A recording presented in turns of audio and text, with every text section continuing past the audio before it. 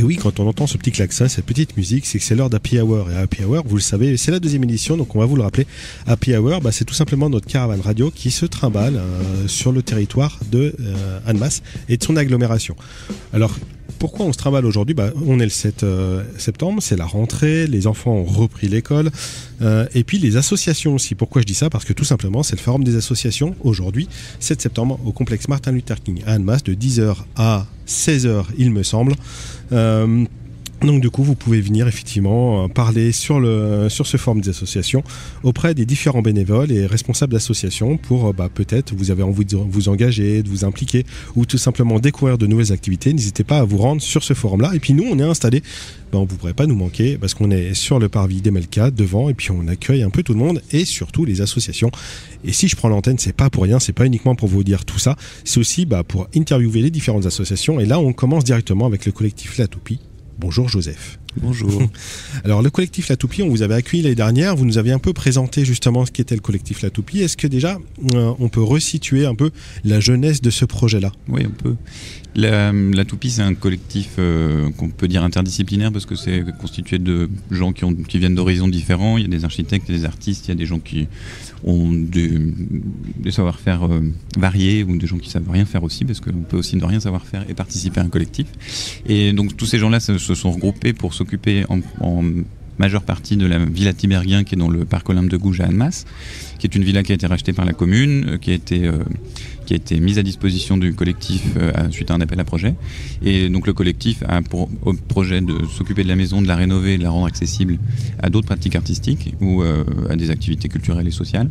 Et en parallèle de ça, de faire des choses à l'extérieur de la maison, puisqu'on n'a pas pu s'en servir quasiment depuis le début parce qu'elle n'est pas totalement accessible et elle va devenir accessible fin septembre après son inauguration. Ok, donc qu'est-ce qu'on va retrouver justement dans cette villa ouverte au public quand elle sera entièrement accessible? Qu'est-ce qu'on va pouvoir y retrouver? Qu'est-ce que les gens vont dire tiens, on va passer par l'Homme de Gouges, on voit cette villa qui est ouverte, qu'est-ce qu'ils vont voir? Alors, dans l'idéal, un jour, parce que pour le moment on dit qu'elle est accessible, mais le rez-de-chaussée est accessible, puisqu'on a eu le temps de s'occuper. Oui, on a eu le temps de s'occuper de la première partie, disons, la partie petit bar, petit espace café, petite restauration et puis espace convivial avec un espace de lecture attenant, tout ça dans le rez-de-chaussée, ce qui était déjà un gros travail de rénovation parce qu'elle était quand même vraiment dans son jus, quand même, cette maison. Et il reste encore 2 étages au-dessus qu'on espère aussi rénover dans le futur et puis de se servir de l'activité du rez-de-chaussée pour pouvoir monter dans les étages et accueillir probablement des bureaux, des ateliers d'artistes, peut-être des résidences ou ce genre d'activité qu'une maison qui est relativement grande peut accueillir sur des durées plus ou moins longues pour pouvoir produire aussi d'autres formats artistiques et culturels. Tu as parlé de lieux interdisciplinaires. Donc les gens, est-ce qu'ils peuvent, quand ils viennent vous voir, est-ce qu'ils peuvent justement découvrir certaines de ces disciplines-là par le biais d'ateliers ou oui. C'est du partage que dans un sens? Ça va quand même dans les 2 sens parce que la Toupie propose des ateliers en général là où on est invité, dans les manifestations aussi de la commune ou ailleurs. On peut faire des ateliers manuels, des ateliers participatifs. On a fait beaucoup de choses qui produisent quand même des petites formes, que ce soit des objets, ça peut être des ateliers d'écriture, des ateliers on fait du karaoké, on fait des choses aussi festives et des choses créatives. Et les artistes qu'on peut nous accueillir pourraient aussi proposer des choses à la découverte d'autres visiteurs de manière un peu plus classique. Donc on navigue un peu entre ces 2 choses. À la fois, nous on propose des formes et des artistes qu'on pourrait inviter proposeraient les leurs. D'accord. On entend beaucoup parler depuis pas mal d'années déjà de tiers-lieux. Justement, est-ce qu'on pourrait dire que le collectif La Toupie, la villa Tiberghien, va devenir un tiers-lieu? Oui, on peut le dire. C'est un peu l'idée. C'est pas un gros mot. Non, c'est pas du tout un gros mot. Et puis si on pourrait appeler, tout l'univers des tiers-lieux, des non-lieux, tout cet univers un peu foucaldien peut tout à fait s'adapter à notre espace. C'est-à-dire, c'est un lieu qui est un peu à cheval entre plein d'autres endroits et qui est finalement un lieu qu'on peut souvent définir par des nids, alors que ça devient un espace assez ouvert finalement et qui peut répondre à beaucoup de questions qu'on ne retrouve pas ailleurs. Donc tu as parlé d'ateliers, de justement de résidence, et puis aussi que ce soit un lieu un peu socio-culturel. Je veux pas me faire l'avocat du diable, mais qu'est-ce qu'il y a de différent avec une MJC ? Alors, la différence, c'est que sa construction historique, la MJC, ça veut dire quelque chose pour l'histoire de la culture en France. C'est des projets de Malraux, donc c'est pas quelque chose qui tombe de nulle part. C'est quelque chose qui est extrêmement proche des pouvoirs publics, mine de rien. Et disons que la MJC est une structure constitutive du paysage culturel français, et que des lieux un peu alternatifs, hein, qui peuvent être un peu plus souples ou répondre à d'autres questions, peuvent émerger, et tout ça cohabite de manière très intelligente. On peut y trouver une complémentarité. Oui, l'idée de la toupie, c'est de prendre la place de personnes et on cherche pas à remplacer, on cherche à collaborer et à trouver des synergies entre nous. Il y a une partie des choses. On pourrait dire que ça ressemble à la Villa du Parc sur certains aspects, sur une MJC sur certains aspects. On ressemble à la Bulle sur d'autres aspects. On pourrait, je sais pas, même ressembler à une crèche un jour, si quelqu'un nous dit on peut faire une micro-crèche parce que ça assure la vie du quartier. Pourquoi pas ? Je veux dire, donc c'est un objet qui est un peu multiforme et qu'on peut manipuler un peu comme on souhaite, et qui doit conserver cette souplesse. Dans l'idéal, est-ce qu'il y a un objectif un peu idéal à atteindre pour le collectif La Toupie, de dire voilà, on a envie avant tout de proposer ça sur le quartier dans lequel on est implanté, l'objectif numéro 1 finalement? Là, l'objectif numéro 1, c'est quand même d'ouvrir de manière assez régulière et d'avoir une petite activité sociale qui pourrait... autour d'un bar, en général, ça marche quand même assez bien. Et c'est un beau lieu de rencontre. C'est un beau lieu de rencontre. Et de profiter de cet espace aussi qui est ouvert sur le parc, un espace relativement sécurisé aussi, qui est assez agréable toutes les saisons, parce qu'il y a cet espace vert à côté. Donc plutôt un espace type social, type bar, qui pourrait accueillir des petits concerts, des petites lectures, des petites expositions, et que cet environnement vive un peu de manière simple, sur une base assez simple à mettre en place, qui permet de faire d'autres projets un peu plus longs et sur le long terme. Ok. Si un bénévole a envie de s'impliquer, de venir justement vous rejoindre, en tout cas prendre des informations, en dehors d'aujourd'hui, vous pouvez venir ici carrément à MLK, si vous nous entendez, venez directement parler avec Joseph. Où est-ce qu'on peut trouver toutes vos informations ? Est-ce que vous avez des réseaux, une page internet ? On a plein de réseaux. Alors, tous les réseaux habituels de tout genre de groupes et de collectifs, vous nous trouvez sur Facebook, vous nous trouvez sur Instagram, et vous nous trouvez sur Hello Asso pour adhérer à la saison 2024. Et vous pouvez aussi passer à la villa, puisqu'après le 22 septembre, elle devrait être quand même de plus en plus ouverte. Venez le 22 septembre pour le vernissage tout l'après-midi. C'est pendant les journées du patrimoine, donc c'est l'après-midi du dimanche. Et puis, en général, on est aussi présent sur la majorité des événements d'Annemasse. Donc ça peut être une buvette, ça peut être un atelier, mais on a aussi souvent une existence à ces moments-là. Donc au moins ces réseaux-là. Et si vous décidez de venir, puisqu'on fait aussi des assemblées générales et puis des réunions, il n'y a aucune condition pour venir, et vous pouvez tout à fait venir assister à autant de réunions que vous souhaitez, ou de groupes, pour prendre des informations et puis venir faire des choses ou pas. Ok, aucun prérequis qu'il faut habiter à Annemasse ou son agglo, tout le monde est bienvenu, que vous saviez faire des choses ou pas, comme tu as dit au début, donc exact. Tout le monde en tout cas peut apporter sa pierre à l'édifice et au projet, en tout cas pour le faire vivre. C'est l'idée, et puis que même si c'est simplement on peut venir simplement avec des idées, ce qui en général fabrique peu de choses, mais ça donne à penser. C'est un collectif qui réfléchit aussi à comment il fonctionne en interne, comment il prend ses décisions, comment il organise sa représentation vis-à-vis des autres collectifs. Donc c'est aussi un lieu d'expérience démocratique, je trouve, aussi pour un petit groupe de gens, mais qui peut grossir, et puis qui se pose des questions aussi de fonctionnement interne. Alors, petite parenthèse avant de passer l'antenne, tu as parlé de gouvernance. Est-ce que vous expérimentez de nouveaux types de gouvernance, ou vous êtes sur de gouvernance classique pour le moment, avec un bureau, un conseil d'administration Alors, pour les associations, ça reste difficile d'échapper à ce genre de structure, parce que elles sont normées simplement pour exister de manière un peu légale. On est obligé d'avoir quelques règles. Mais dans la pratique, parfois, on peut faire différemment. Dans la pratique, on peut changer. Et la toupie, dans sa constitution, a changé ces formes-là, et décide que le bureau est un organe de représentation, mais qui n'est pas un organe décisionnel. Donc, il y a pas mal de fonctionnements qui permettent de construire des projets différemment. Et aussi, même sur la question des votes et la représentation en interne, où on fait pas un système de vote simple, il y a un système de vote on peut désigner un candidat si un groupe décide qu'un candidat est mieux que l'autre, ou en tout cas on s'est posé beaucoup de questions sur comment on va désigner tous les gens qui vont nous représenter à l'extérieur. Et donc ça, c'est aussi de l'expérimentation, parce qu'on peut piocher on n'invente pas nous nécessairement, parce qu'il y a beaucoup d'autres collectifs qui sont posés ce genre de questions, mais on peut adapter ce genre de mode de représentation et de vote en interne, ce qui est assez intéressant. Merci beaucoup, Joseph. Avec plaisir. Alors vous qui nous écoutez, parce que vous êtes forcément nombreux, vous nous écoutez, et dites-vous que si vous voulez retrouver justement toutes les associations et le collectif La Toupie, vous pouvez venir jusqu'à ce soir 16h, cet après-midi 16h. Venez un peu avant, pas au moment où on range quand même, sur le complexe Martin Luther King. Et puis vous aurez non seulement le collectif La Toupie, mais toutes les autres associations d'Annemasse, en tout cas une bonne partie. Et puis ma foi, laissez-vous guider par les rencontres que vous allez faire, et puis on sera heureux de vous accueillir aussi à l'antenne. Merci beaucoup, Joseph, d'avoir pris ton temps et de présenter le collectif. Et puis est-ce qu'il y a un événement particulier? Tu as parlé d'un vernissage le 22. Oui, l'ouverture de La Toupie, le dimanche 22 septembre. Okay. Journée du patrimoine. Pendant les journées du patrimoine. Voilà, donc qui est au parc Olympe de Gouges. La rue, je connais jamais le nom de la rue. C'est la rue du Faucigny. La rue du Faucigny sera à peu près accessible, même pendant les travaux du tram. Oh, excellent, bande de chanceux. Oui. Merci beaucoup, et puis ma foi, on se retrouve d'ici une bonne dizaine de minutes pour la prochaine association, donc quittez pas l'antenne, et puis le mieux encore une fois, c'est de venir sur place, il fait beau, et puis tout le monde est content d'être là pour partager leur passion et leur hobby. Merci beaucoup. Et Jérémy, c'est à toi. Quand je dis radio, vous dites Mani, ça fait radio, Mani, radio, Mani.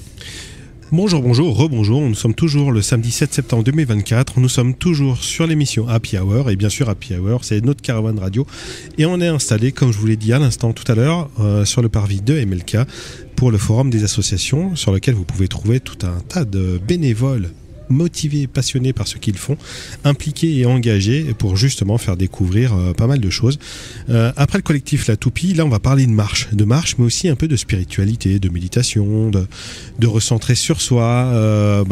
Quand on marche en général, on prend le temps de réfléchir, et puis il y a des chemins qui sont un peu plus justement marquants que d'autres, et le plus connu d'entre eux, pour certains c'est les chemins de Stevenson, mais pour d'autres c'est aussi le chemin de Saint-Jacques de Compostelle.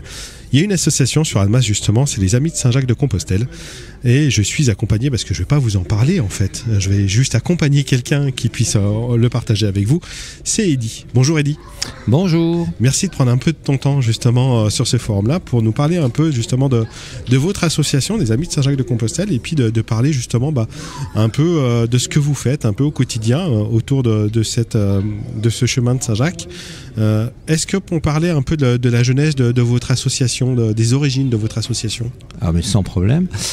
Alors déjà un grand merci, parce que m'inviter et commencer par une chanson qui dit « Je pars », vraiment bravo pour le clin d'oreille. C'était forcément prévu. Oui, c'était prévu. Bien, alors c'est une association qui s'appelle les Amis de Saint-Jacques, l'association Rhône-Alpes des Amis de Saint-Jacques, et qui aujourd'hui est en train de se modifier en Compostelle en Rhône-Alpes, parce que c'est plus ouvert, c'est plus large d'ouverture au public. Voilà. C'est une association qui a fêté ses 31 ans.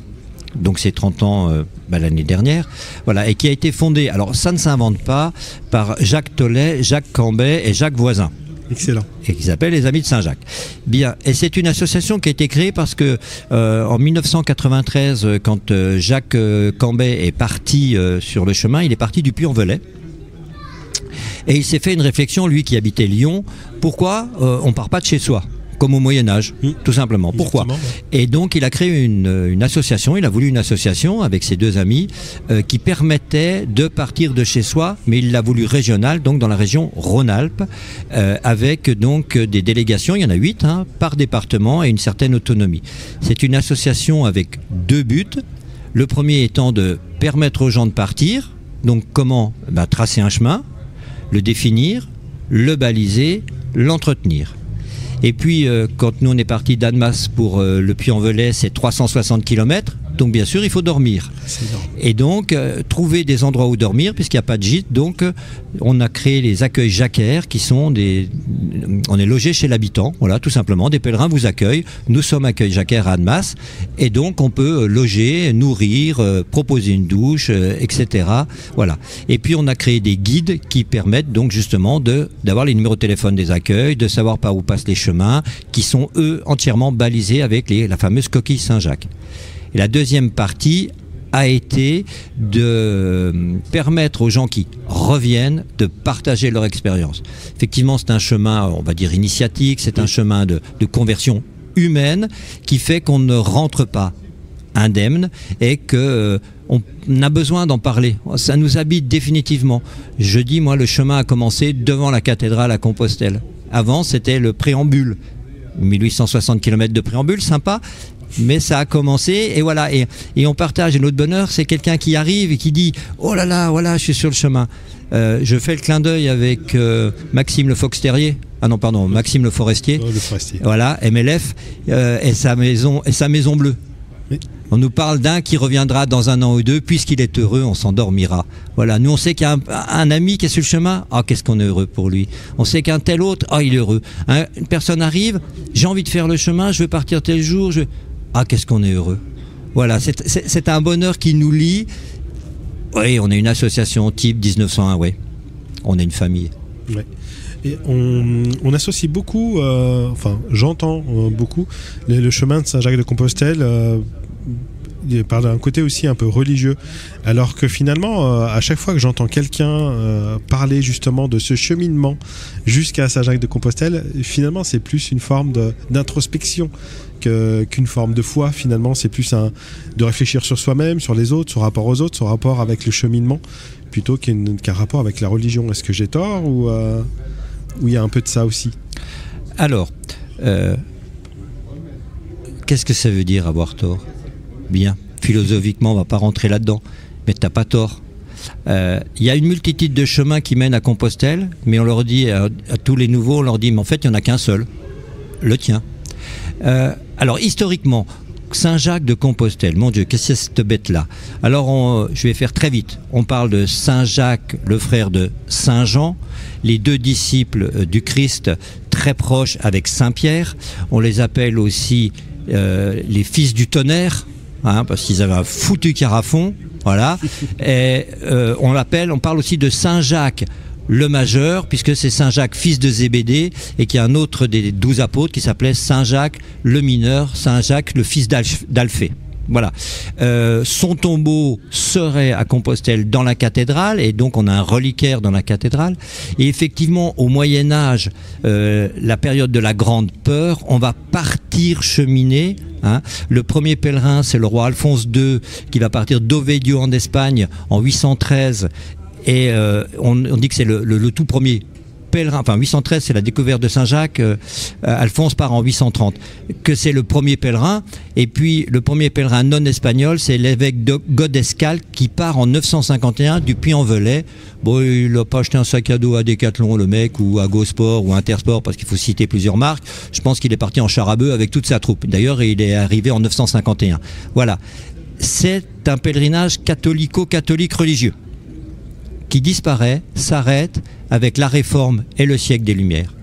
Et en 1950 va être créée la première association. Donc à l'époque on parle de la compagnie de Saint-Jacques, ça ne porte pas encore le mot association, c'est la Société des Amis de Saint-Jacques à Paris. Et ce chemin va renaître spirituel. Effectivement, aujourd'hui, c'est plus un chemin religieux tel qu'avant. On parle de pèlerin, oui, c'est un mot qui vient de deux mots latins, père et agraire. C'est pour ça qu'on dit qu'un pèlerin pérégrine, père par-delà, agraire, le champ, la terre, la propriété. Le pèlerin, c'est celui qui part de chez lui et qui va voir le monde. C'est pas religieux. C'est pas religieux. C'est un chemin initiatique, c'est un chemin personnel. Et c'est un chemin où on est au cœur du chemin, mais on est au cœur, au milieu des autres. C'est un chemin de rencontre permanente. Prenons le temps de parler avec le paysan. Bon, alors on est au Puy-en-Velay, il y a les lentilles, mais ça pousse comment les lentilles? Comment ça se ramasse les lentilles? Oh bah oui. Un paysan qui porte 2 seaux. Ouais, bah alors c'est ma traite du jour, voilà. C'est extraordinaire. Un four banal restauré. Et un gars devant. Ah bon, vous avez restauré le four, mais c'est très bien. Et on nous parle du village, de la fête, de ci, de là. On rencontre des tas de gens. On vous posera 3 questions. T'es parti d'où? T'es parti quand? Tu vas jusqu'où? Mais on te demandera jamais ce que tu fais dans la vie. Ouais. T'es quelqu'un, je suis quelqu'un, on se parle. C'est un endroit où il n'y a pas de barrière. Il n'y a pas... T'es différent. T'es différent. Oh ouais, c'est chouette, tu vas m'apporter quelque chose. Je vais m'enrichir de ta différence. Et à la fin de compte, ah ben j'ai rencontré des tas de gens. Ah ben je me suis surtout rencontré moi. C'est beau, j'ai plus quoi dire maintenant. Non, ce que je veux rebondir, tu parlais justement, t'es parti d'où, tu vas jusqu'où, c'est ce qui a l'air quand même hyper chouette dans ce chemin de Saint-Jacques-de-Compostelle, c'est qu'il y a plein de départs en fait en France. Celui que je connais le plus, c'est celui qui est à Thonon-les-Bains, devant la mairie de Thonon, justement, parce que je suis de Thonon. Et j'en ai vu un en Bretagne cet été, pendant que j'étais en vacances également. Et finalement, on peut partir d'où on veut, à proximité de chez soi. Et il suffit de suivre, justement, de tracer une route.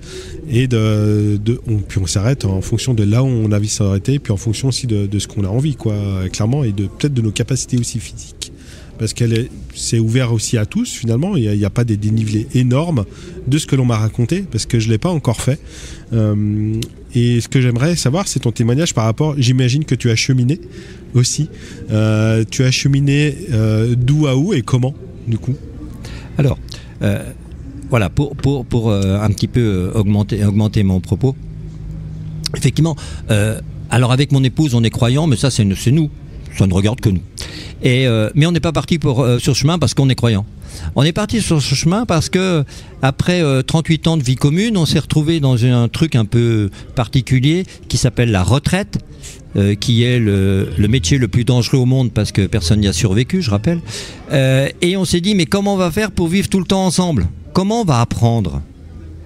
Eh bien, allez, partons. Et on a eu cette idée un peu folle un jour d'inventer l'école. Ah non, c'est Charlemagne, pardon. On a eu cette idée de partir de chez nous puisqu'on a rencontré quelqu'un qui l'avait fait, qu'on connaissait bien. Et on est parti d'Annemasse en espérant peut-être arriver au Puy-en-Velay. Les 360 km, on les sentait pas trop. C'est pas notre truc de marcher.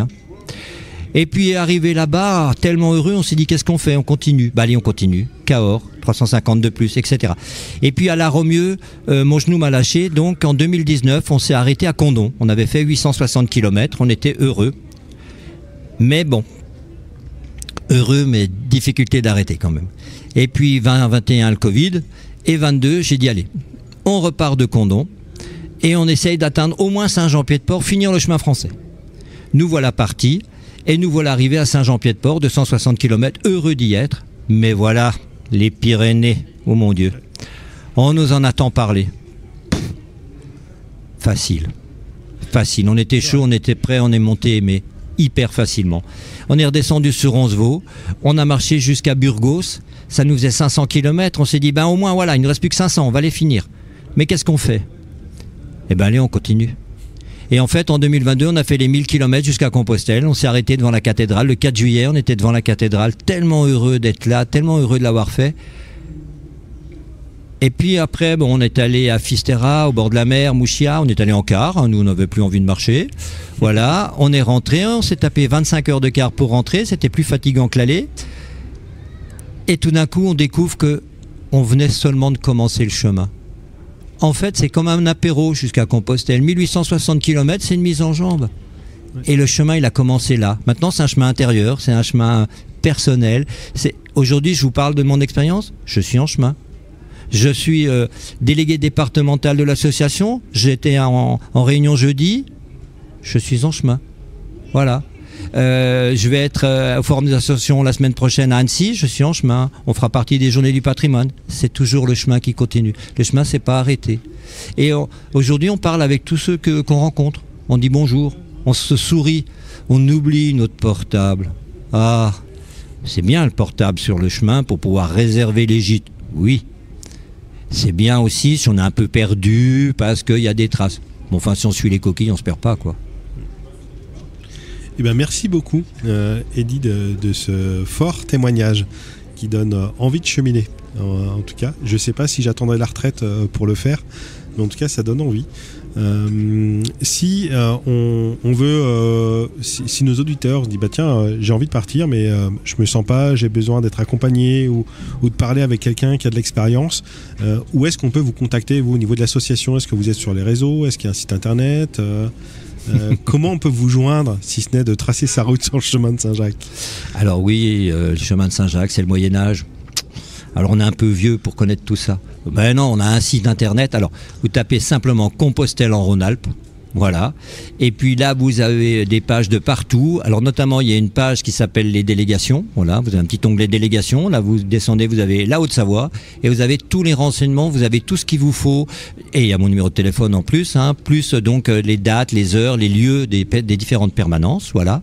Il y a un autre onglet où on peut, c'est un espèce de speed dating où on peut demander si quelqu'un part, de quel endroit, d'où, comment, qui, que, quoi, dont, où, et puis on peut se former des groupes. Voilà, c'est tout à fait possible. Bon, nous, on insiste sur le départ de chez soi parce que c'est extrêmement fondateur dans un chemin individuel de partir de chez soi. Et non pas de prendre le train pour aller à Compostelle ou pour aller à Saint-Jean-Pied-de-Port ou pour aller au Puy-en-Velay parce que tout le monde part du Puy-en-Velay parce que c'est comme... Non, ça c'est franco-français. Les Belges partent de Belgique, les Néerlandais parlent de Néerlande, les Autrichiens parlent d'Autriche, les Italiens d'Italie. Et nous, non, faut partir du Puy-en-Velay ou du Doubs. Et puis il faut s'arrêter surtout à Saint-Jean-Pied-de-Port parce que te comprendre, de l'autre côté des Pyrénées, parlent pas français. Et comme disait Coluche, si vous me permettez de le citer, le problème avec les étrangers, c'est qu'ils parlent même pas le même étranger. Je parle pas espagnol, j'ai marché 5 semaines en Espagne, j'ai mangé, j'ai dormi, j'ai causé, j'ai rencontré, j'ai partagé, puis j'ai appris quelques mots d'espagnol. Je vous en offre un. Tu as parlé de dénivelé, que c'était tout plat. Si on additionne du Puy-en-Velay jusqu'au col de la Poédère, c'est-à-dire là où on franchit les Pyrénées, on obtient 2 fois l'Everest. Non, c'est pas tout plat. Oui, tu vas monter. Oui, tu vas les sentir, les montées. Mais il y a des descentes derrière. Voilà. Donc c'est pas tout plat. Voilà. Mais ça se fait, mais tranquillement. Tranquillement.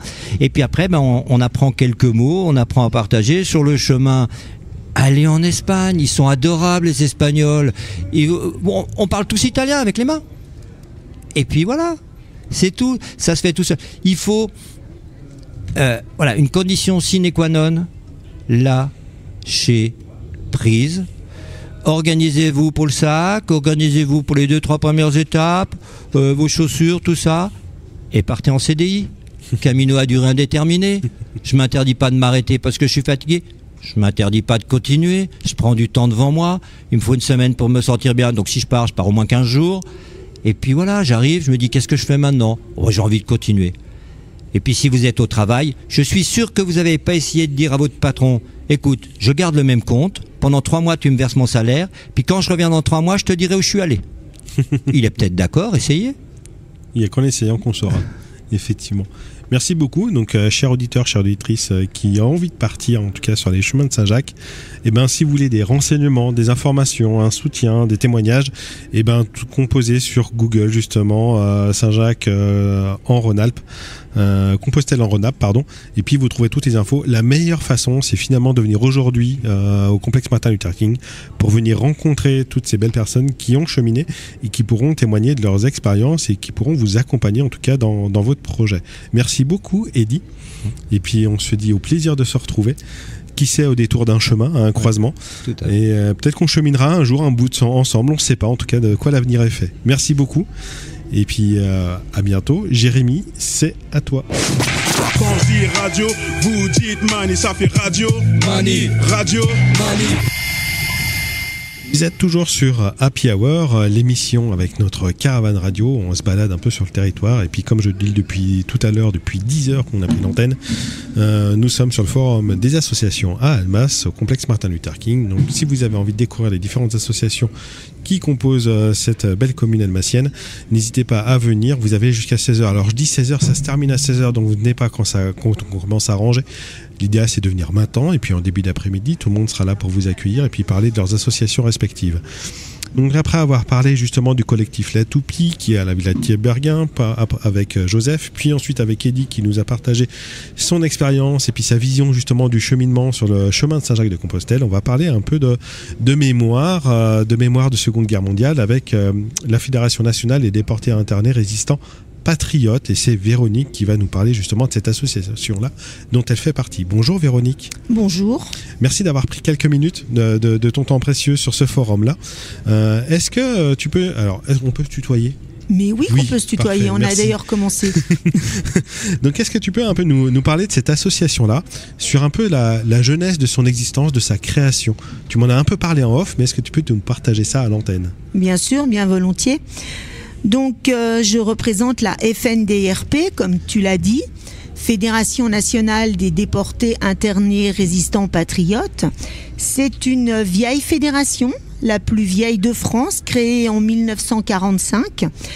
Nous avons soutenu les déportés lorsqu'ils sont revenus de camp. Nous les avons aidés à rechercher leur famille, nous avons établi les dossiers afin qu'ils aient des soutiens, des rentes, des aides. Insérés aussi professionnellement, on avait aussi une structure de formation professionnelle pour leur retour dans la vie active.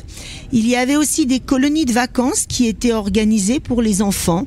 Bref, la FNDRP est toujours une véritable famille pour réinsérer les déportés en 1945 au retour de camp dans la vie active.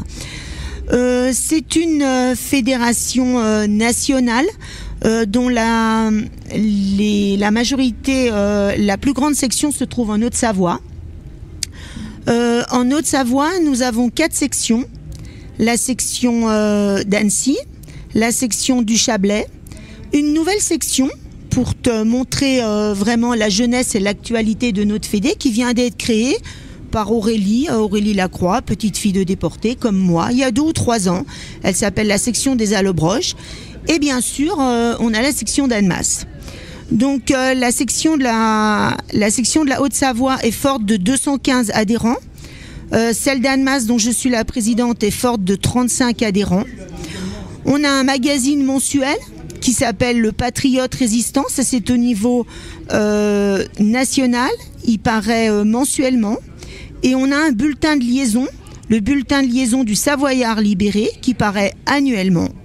On a également un site où tu peux venir consulter, toi et tous ceux qui nous écoutent. C'est le www.fndrp.org. On peut voir nos activités passées, nos activités à venir. Tu verras qu'on est actif. C'est d'ailleurs pour ça qu'on est là aujourd'hui. Hein. Voilà. Qu'est-ce qu'on a de prévu ? Alors, on expose très prochainement à Gaillard, à la salle Louis-Simon, du 16 au 25 septembre. On est en partenariat avec une autre assoce qui s'appelle ERA, Esprit de la résistance de la région annemassienne.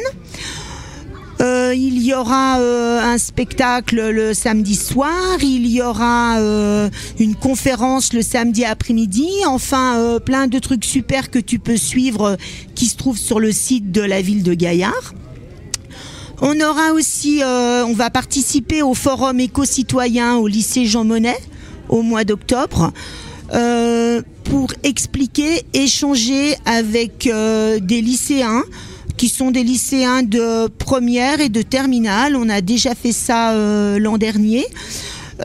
Pour être sûr qu'ils possèdent tous les bons éléments, toute la connaissance pour être de parfaits citoyens dans quelques années, qu'ils sachent les sentiments de racisme, de xénophobie, toutes ces choses terribles, jusqu'où ça peut emmener la folie humaine.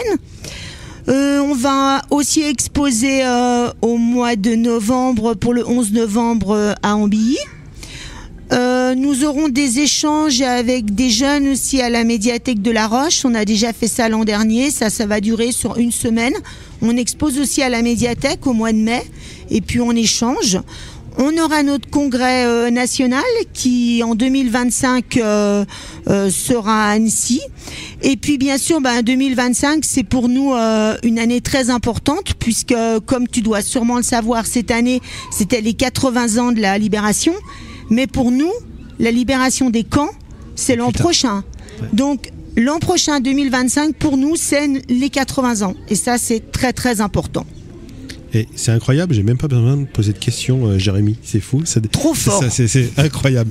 Non, en tout cas, je comprends bien. Donc c'est une ancienne fédération, donc tu me disais en off que déjà il y a eu cette volonté déjà des internés, en tout cas des déportés, de se dire en fait quand ce sera terminé on œuvrera pour la mémoire, pour aider toutes les personnes déportées dans cette tragédie. Donc voilà, c'est né dès le départ en fait de cette guerre-là, de cette déportation, et encore aujourd'hui très actif pour ce devoir de mémoire, pour rappeler aux gens que parfois il y a des choses qui se jouent et qui en fait on n'est jamais à l'abri encore une fois. Et donc justement la mémoire permet de se dire plus jamais et d'alerter quand justement ça commence à sentir un peu mauvais, quoi. Exactement. Ouais.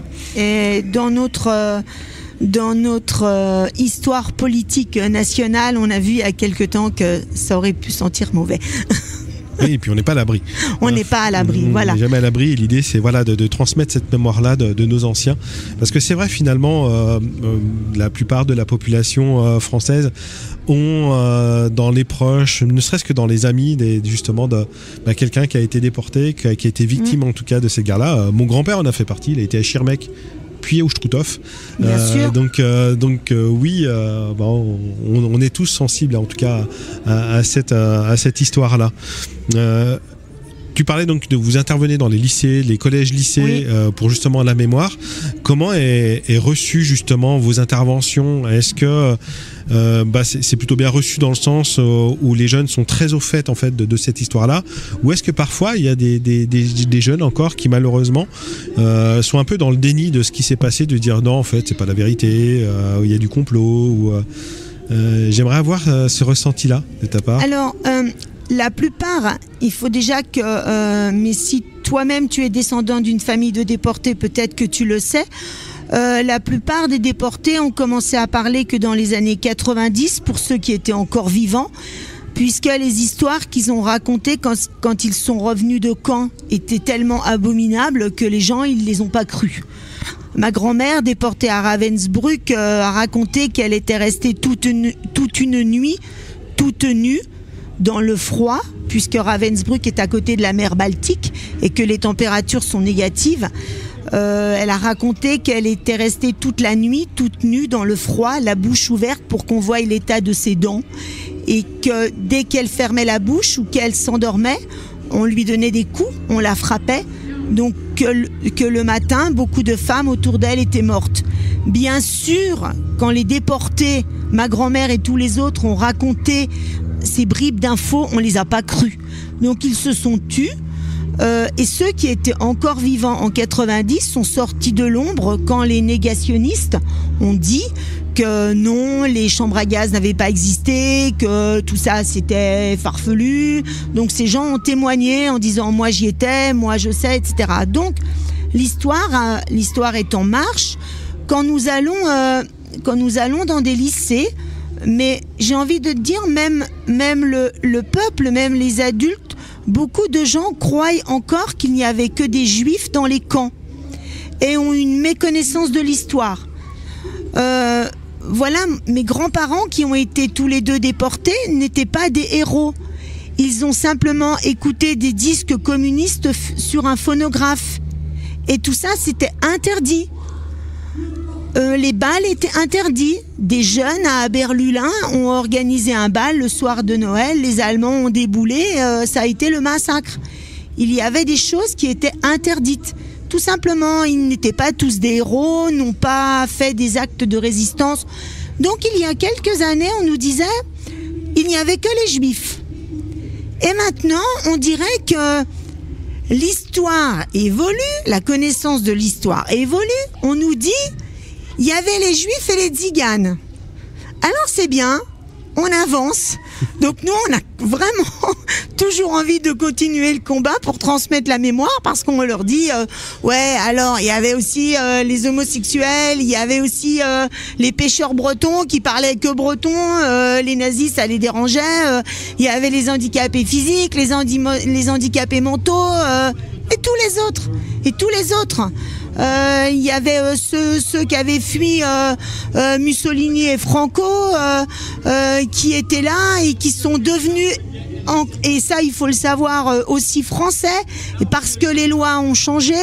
Il y a une loi qui est sortie et on a dit tous les étrangers qui sont devenus français depuis moins de 10 ans, on leur enlève la nationalité française. Et donc du coup ces gars-là ils sont devenus apatrides.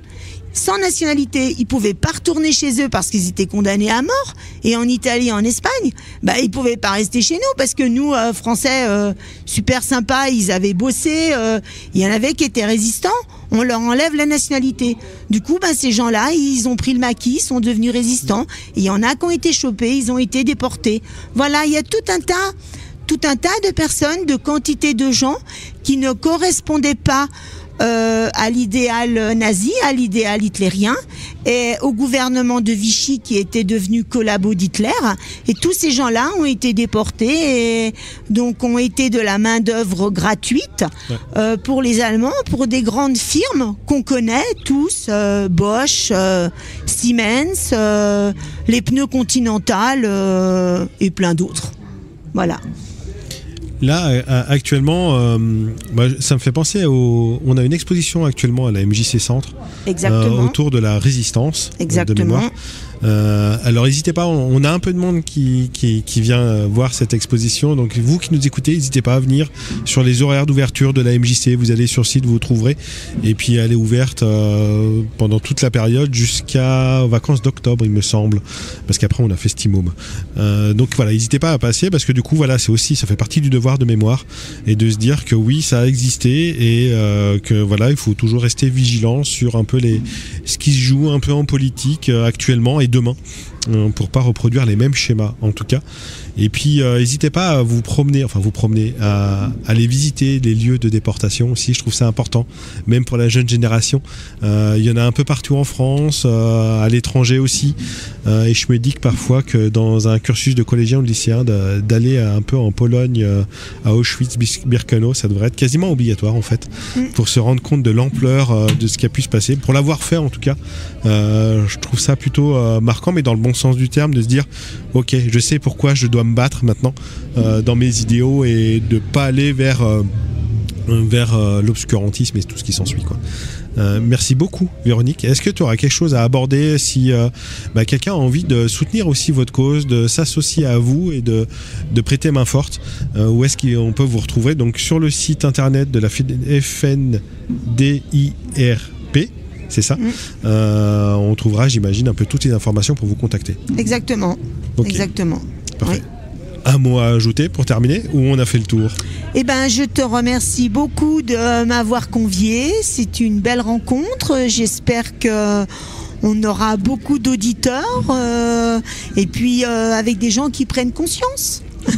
Merci beaucoup Véronique. Merci à toi. Et puis ma foi, Jérémy, on passe à la suite. Quand je dis radio, vous dites Mani, ça fait radio, Mani, radio, Mani. Évidemment, vous êtes sur Radio Mani 91.5 et sur le live radiomani.com. On est en direct du forum des associations à Annemasse, au complexe Martin Luther King. Si vous voyez devant le complexe un gars avec un casque qui ressemble à une chipolata bien grillée, c'est moi, parce que je suis en plein soleil.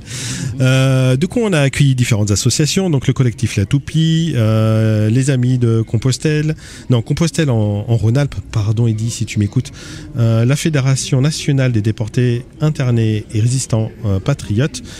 Et du coup, on continue notre tour associatif des associations annemassiennes avec le voile de Fols Assou. Et pour en parler, parce que bien évidemment, c'est jamais moi qui présente les associations, c'est Aïdara et Biche. Bonjour à vous deux et merci d'avoir pris du temps, sur votre temps précieux en tout cas, durant ce forum. Est-ce que vous pouvez nous donner un peu l'historique un peu de votre association? Pourquoi vous avez créé cette association-là? n'hésite pas à parler bien devant le micro. D'accord, donc moi je suis la présidente de l'association du Voile Rose de Folzasto. Donc je m'appelle Hadi Aïdara. Et j'ai créé cette association suite au décès de ma sœur qui était enceinte à l'âge de 37 ans et qui a eu le cancer suite à sa grossesse. Donc à 5 mois, on a su qu'elle avait le cancer. On lui avait donné le choix de choisir ou de l'enlever pour pouvoir faire ses soins. Donc elle a décidé de l'arrêter et de garder l'enfant. Et l'enfant a subi les ablamations de la maman, les soins, les chignons et tout ça. Et quand l'enfant est né avec plein de cheveux. Donc ils ont fait des tests pour voir si l'enfant allait mieux, allait bien surtout. Et ils ont vu que l'enfant n'avait rien. Donc 2 ans après, ma sœur est décédée. Donc suite à ce cancer du sein. Donc elle s'est battue 2 ans et après elle est décédée. Donc nous avons créé cette association pour garder sa mémoire, surtout pour garder sa mémoire. Donc ma sœur aimait bien aider les pouponnières au Sénégal, surtout vivre ensemble, qui est à Hambourg. Donc j'ai décidé de créer ça et de suivre ce parcours, aider vivre ensemble et de faire des actions sur Annemasse comme assister au parc Fantasia, les événements qu'il y a eu là pour pouvoir maintenir le compte de l'associatif. On ne demande pas de subventions, tout ce qu'on met dans l'association vient de notre poche. On a créé un grand octobre rose à Nelson Mandela avec les enfants. Donc les repas étaient gratuits, on a fait comme si c'était un resto. Donc c'était un grand moment, les associations nous ont suivis, surtout la ville d'Annemasse, le maire nous suit depuis.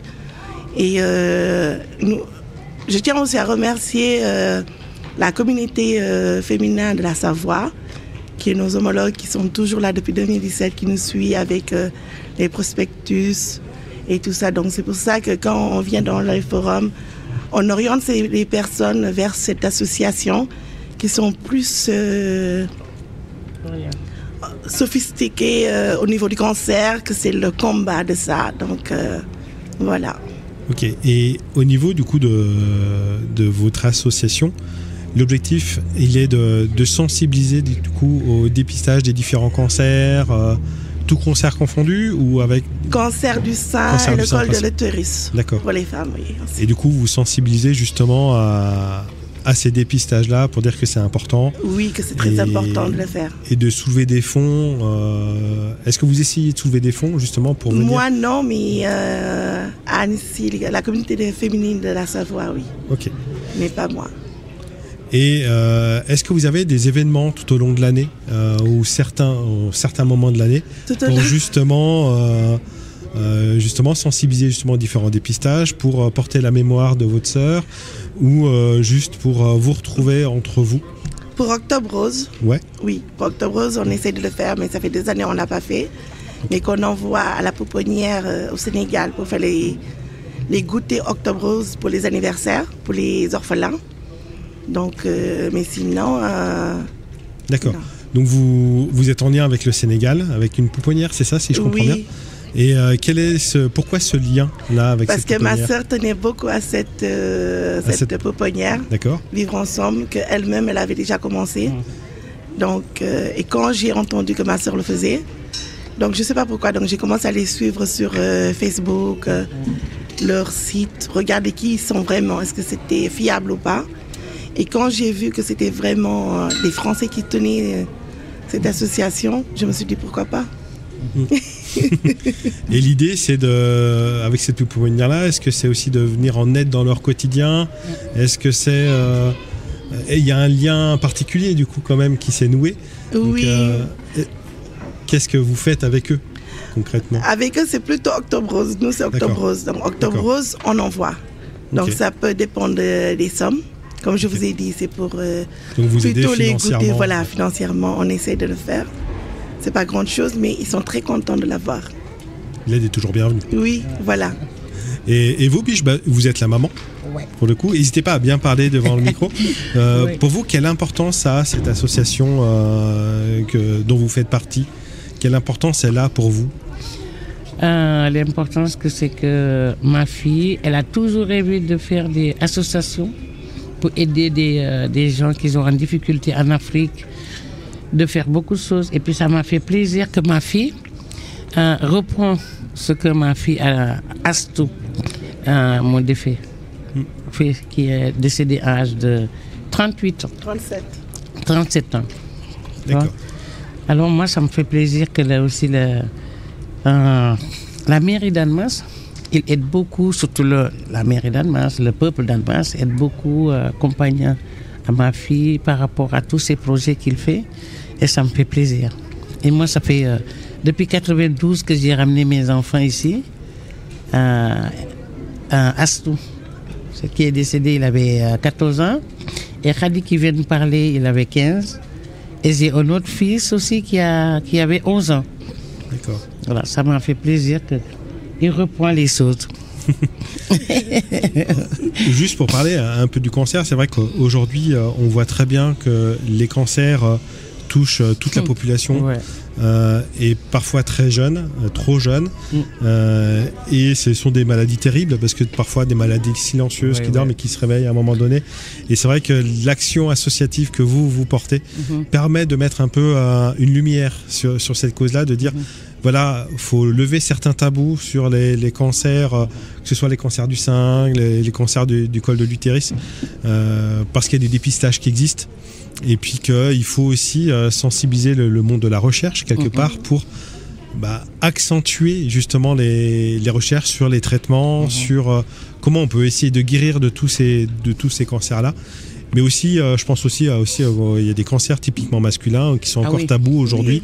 Et il faut forcément en parler de ces maladies pour ouvrir un peu les esprits, de dire oui, il faut aider. Et il n'y a qu'en aidant la recherche à un moment donné que la recherche passe par les moyens. Et malheureusement, ça passe aussi par le milieu associatif. Donc j'imagine que vous avez un rôle à jouer aussi important là-dessus. Moi, je sens quelque chose parce qu'après le décès de ma fille par rapport à son cancer, j'avais un mari. Avec l'émotionnellement de ma fille, il a attrapé le cancer. Il a eu un cancer de la vessie. Un cancer qui a été... qui n'a jamais existé. Parce qu'il est par rapport à la vessie. Voilà. Il a fait ses recherches. Il s'est porté un cobaye à Lyon. Pendant 8 ans, ils ont fait 6 opérations. Maintenant, il est décédé depuis 2 ans. Par rapport encore le cancer. D'accord. Voilà. Il faut aussi, on parle des cancers des femmes, mais aussi il y a des hommes qui aussi ils ont peur d'aller se faire tester par rapport au cancer. Il faut donner beaucoup de force, beaucoup de courage d'aller voir, de prendre ça comment on dit ça, le début. Oui, dès le début, le plus précoce possible. Voilà.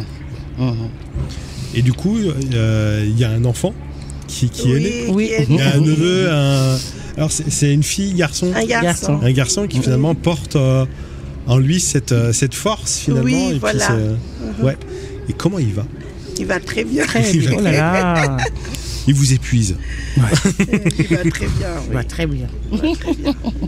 Alors si quelqu'un a envie de venir vers vous rencontrer et puis potentiellement aider votre association, devenir bénévole, vous prêter main forte, comment il peut vous contacter? Est-ce que vous êtes sur les réseaux sociaux? On est sur les réseaux sociaux, on est aussi, comment on appelle ça, Facebook, Instagram. Donc le nom, c'est l'association Le Voile de Foltz. Le Voile Rose de Le Foltz. Voile Rose de Foltz à Astou. Voilà. Très bien. Et donc du coup, sur les réseaux sociaux, on peut vous contacter directement et vous y répondez. Voilà, sinon aussi le réseau des possibles. Le réseau des possibles. Oui, on est d'accord, tous que je connais là-dedans. pas du coup. Le réseau des possibles, ça a été créé par Kirafil. D'accord, que je connais. Ancrage, oui. Donc on est tous là-dedans. Ok, très Voilà, bien. c'est une très bonne réseau. Parfait. Donc en fait, il faut contacter Kira et puis elle donne tous les contacts. Exactement. C'est un vrai annuaire, Kirafil. C'est les pages jaunes et les pages blanches réunies. Très bien. Merci beaucoup, en tout cas, d'avoir pris de votre temps très précieux. Merci à vous. Et puis je vous souhaite une excellente continuation. Au plaisir de vous rencontrer au détour d'un chemin ou d'un autre forum. Merci beaucoup. Merci. Jérémy, bonne journée. il va être temps d'aller manger. Salut. Quand je dis radio, vous dites Mani, ça fait radio. Mani, radio, Mani.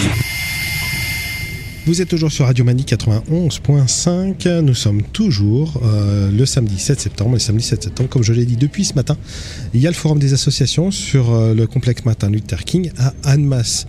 Donc ce matin, on a accueilli plusieurs associations. On a fait notre petite pause déjeuner et une fois qu'on a fait cette petite collation, on se retrouve et on poursuit notre tour d'horizon des différentes associations. Et pour cet après-midi, pour commencer l'après-midi, nous sommes avec l'association France-Afrique, Ressources et Développement. Bonjour Jean-Jacques. Bonjour. Parle bien devant le micro assez proche, sinon on va pas t'entendre. Oui, bonjour. Bonjour Jean-Jacques.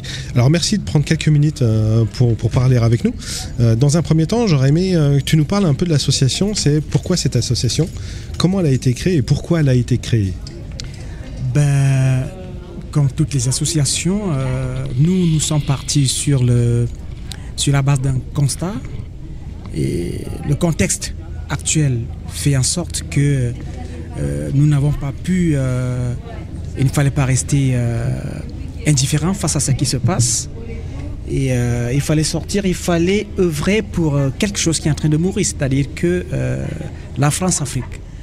La France-Afrique, en fait, pour nous, c'est la coopération, les relations entre la France et les pays africains, dont je suis d'ailleurs membre parce que je suis africain, je suis camerounais. Et je vois déjà, vous m'avez appelé Jean-Jacques tout à l'heure, lorsque j'arrive, partout où j'arrive, lorsqu'on dit Jean-Jacques, on dit « Ah, vous êtes francophone ». Et déjà, lorsqu'on parle de francophone, je me reconnais en la France. Donc, il est question aujourd'hui, nous nous exprimons en français.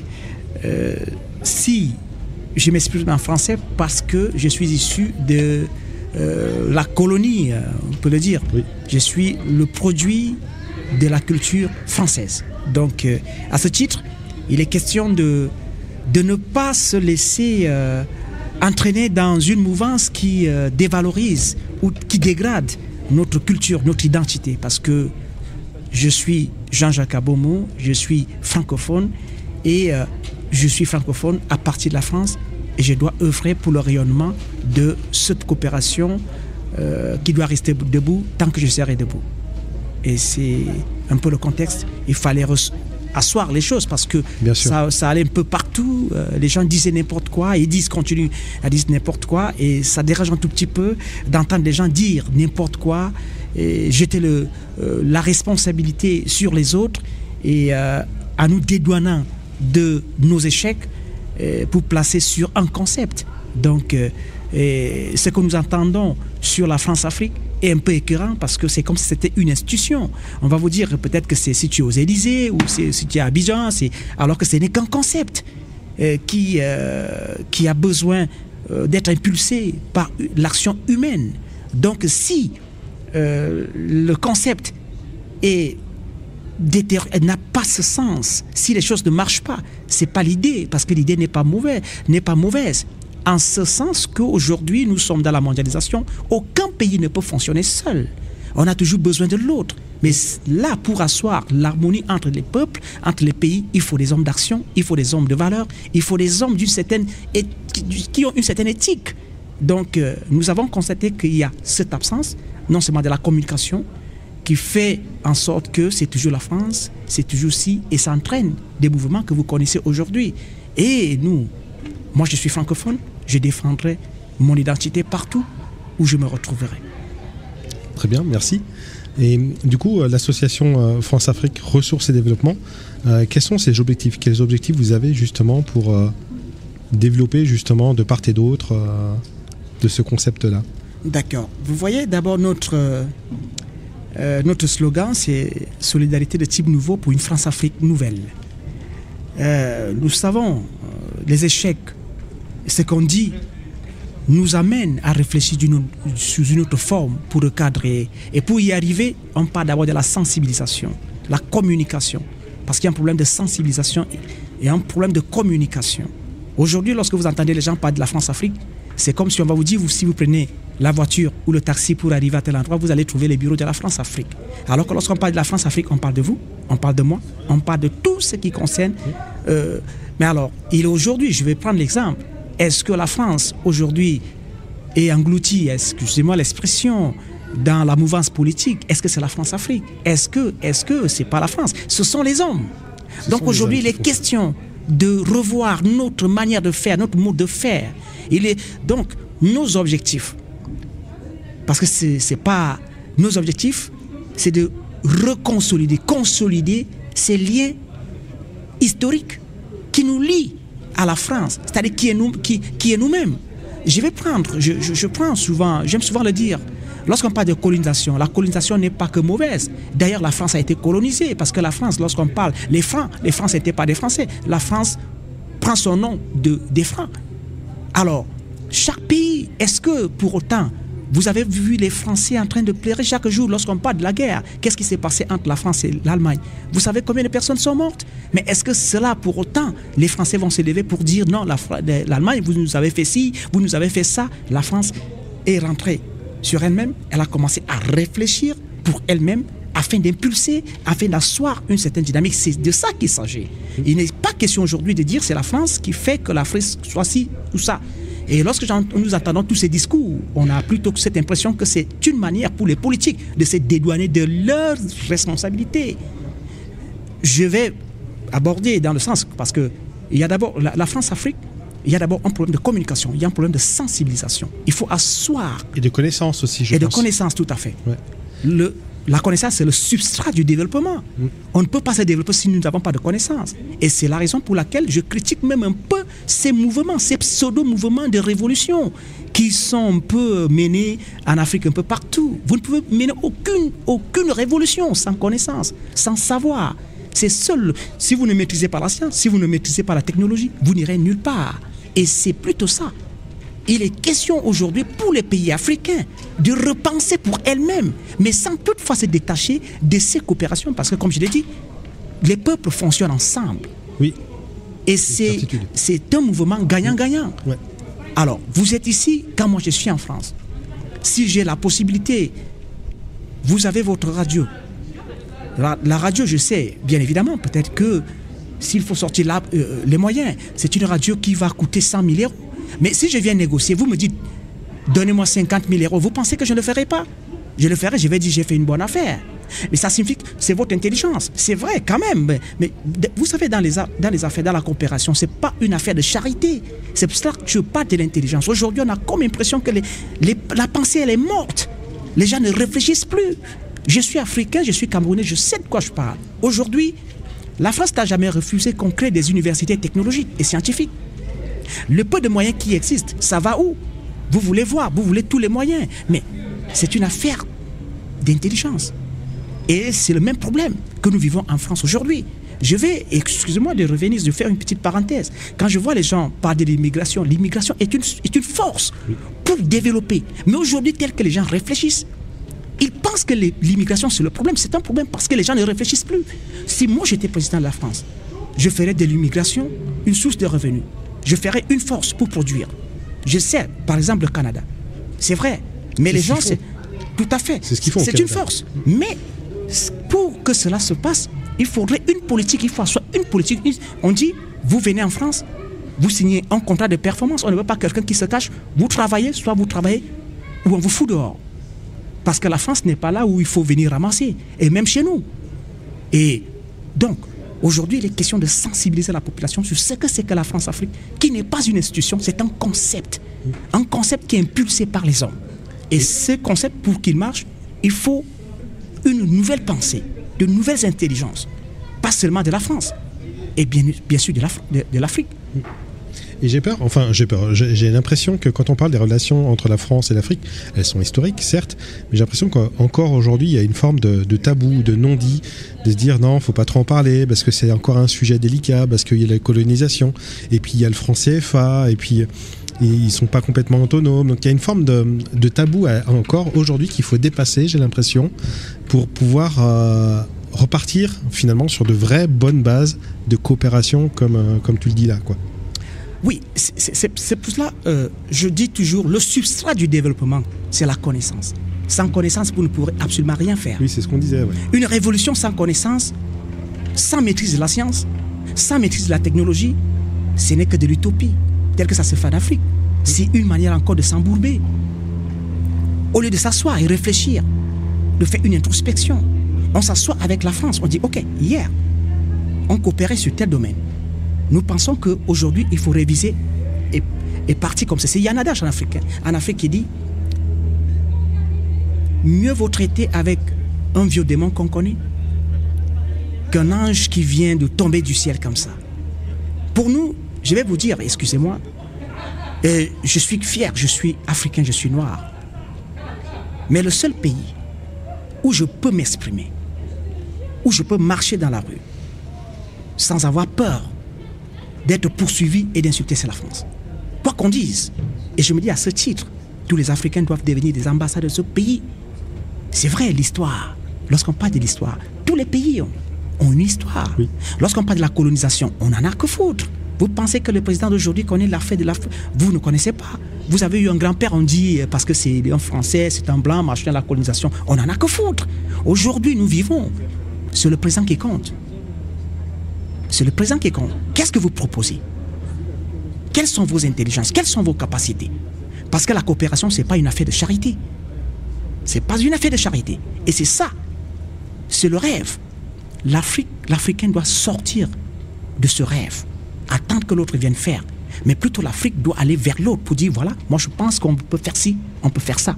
Je vais vous prendre un petit exemple pour finir par là. Aujourd'hui, il y a des vaccins qui vont en Afrique. Je prends un exemple. Vous pensez que si les Européens veulent tuer tous les Africains, ils ne vont pas le faire? Vous ne maîtrisez pas la science. Les médicaments qui arrivent chez vous, vous êtes capable de les contrôler. Les armes même qu'on utilise pour dire qu'on mène une révolution. Vous savez, est-ce qu'on sait comment on fabrique ces armes? Mais c'est bête. C'est bête. Mais la seule chose, c'est vrai que dans cette relation, quand par rapport à la conférence qui aura lieu, peut-être au mois de décembre, nous, on ne veut plus de tabou, on veut parler. C'est ça l'intelligence. Quand il faut s'asseoir et parler. Et c'est ça qui manque. Les gens se cachent derrière je ne sais pas, dans leur maison pour dire n'importe quoi derrière leur clavier. Quand je vois ceux qui vendent le panafricanisme, j'ai souvent posé la question, qu'est-ce que vous appelez panafricanisme? C'est quoi ça? Je suis africain, j'ai besoin d'avoir une idéologie d'être africain. Vous pensez que le Français va dire non, nous c'est... Mais c'est con. Il faut montrer que vous êtes un Africain. Quand vous venez en Europe, venez démontrer ce que vous savez faire. Venez pour transformer ce que vous avez à faire. Venez dans le... On dit, mon grand-père disait, quand vous sortez de votre pays, on va à la rencontre de la civilisation. Il faut apporter, et quand on entre dans une civilisation, on va avec quelque chose en main. Mais le problème aussi,